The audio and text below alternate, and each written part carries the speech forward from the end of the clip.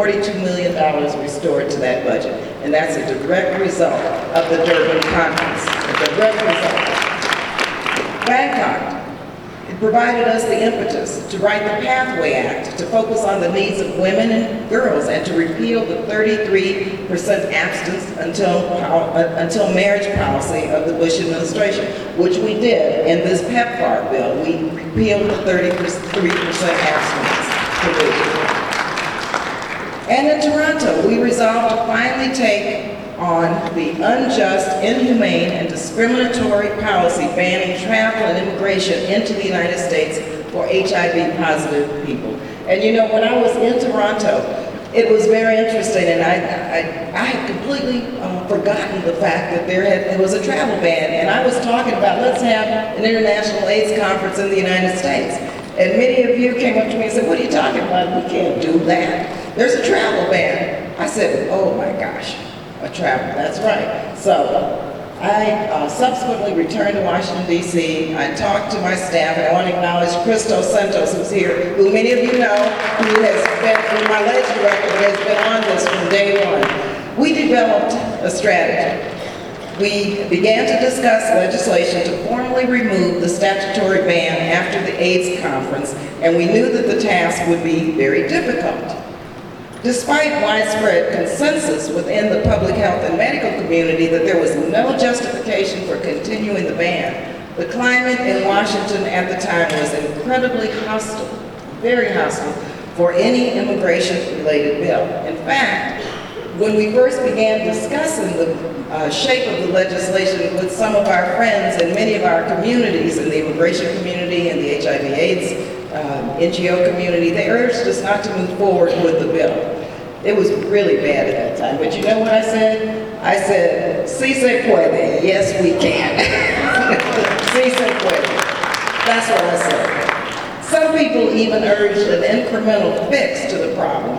They wanted us to let in orphans with HIV who were being adopted by parents in the United States. But we all know that human rights are not won by appeasement or incrementalism. That is not the way you win human rights struggles.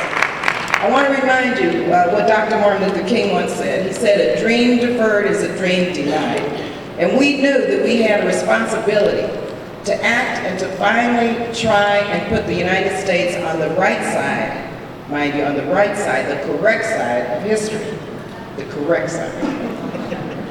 Somewhat surprisingly, we were helped by the President, who on World AIDS Day 2006 proposed streamlining the HIV visa waiver process for short-term tourists. Clearly, this was a direct reaction to the difficulties encountered by travelers to the Toronto AIDS Conference who were transitioning through the United States. So working with a number of organizations in August of 2007, I wrote and introduced H.R. 3337, which was called the HIV Non-Discrimination in Travel and Immigration Act. And we began the very slow process of building support for this bill. But we started to build quite a bit of momentum, building co-sponsorship and working with the State Department and the administration to develop our strategy on that. In November of 2007, the administration finally proposed a rule to follow through on the President's proposal to streamline the visa waiver process. Now, ironically, the backlash against this proposal really helped generate further attention around the underlying discrimination ban itself. And frankly, this helped our cause for a full repeal. The Global Fund Board meeting in China in November was also very critical.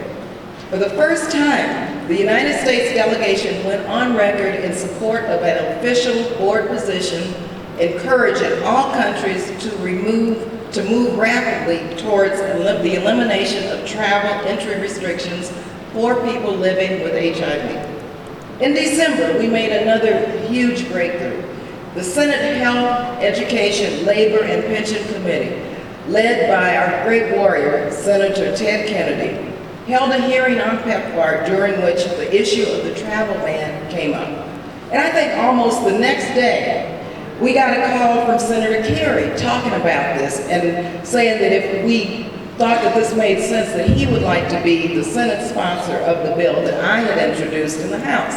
Senator Kerry's involvement and his work in getting bipartisan support from Senator Gordon Smith to help remove the ban should not be understated. They were remarkable in their efforts. Give them a round of applause, because I know they were very much leading in this.